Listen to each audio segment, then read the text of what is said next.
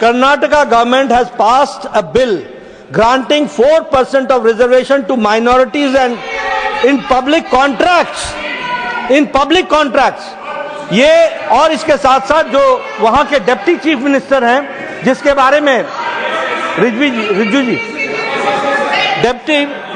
जी ने रेफरेंस दी है, deputy chief minister ने स्टेटमेंट दिया है हाउस में कि जरूरत पड़ेगी तो हम संविधान को भी बदलेंगे। This is a very serious matter. और ये लोग बड़े संविधान के रक्षक बनते हैं और ये लोग संविधान की रक्षा करने की बात सारे देश को बताते हैं, ढोल पीटते हैं, वह संविधान की धज्जियां उड़ाते हैं। ये इसके लिए हम रोज करते हैं। But what do you want? What do you want? I want that such laws and rules should be withdrawn and discussion should take place, and Congress party president and the leader of the opposition should answer this question. Leader of the opposition.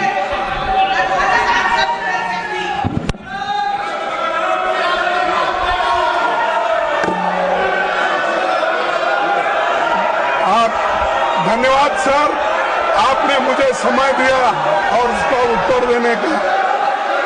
मैं यही कहूंगा, कौन सा वो आदमी इनको कहा देश का संविधान बदलने वाले हैं?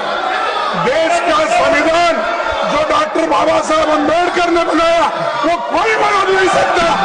रिजर्वेशन की कोई खत्म नहीं कर सकता। और उसकी रक्षा के लिए हम कन्याकुमारी से कश्मीर तक हमने पूरा भारत जोड़ो यात्रा की। ये भारत तोड़ो करने वाले ये सब रिजर्वेशन के धज्जे उड़ाने वाले लोग और इनको कोई अधिकार नहीं है, उसको पता नहीं है। कोई मेरे पार्टी का भी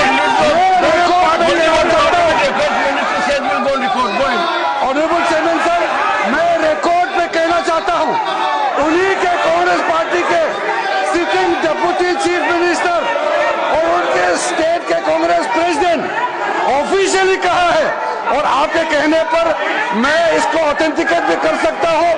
और ये मुस्लिम लीग का पॉलिसी 28 अगस्त 1947 में मुस्लिम लीग ने जब रिजर्वेशन पॉलिसी को संविधान सभा में लेके आए थे, तब सरदार पटेल ने रिजेक्ट किया था। आज कांग्रेस फिर मुस्लिम रिजर्वेशन का बात उठा करके बाबा साहब का संविधान का इज्जत को इन्होंने मिट्टी में मिलाने का काम कर रहे हैं। अब खंडन करना चाहते हैं। आप हिम्मत है तो डिप्टी चीफ मिनिस्टर का इस्तीफा आज ही मांगिए। हमने ये कहा कि भारत देश के संविधान को बचाने वाले हम लोग हैं और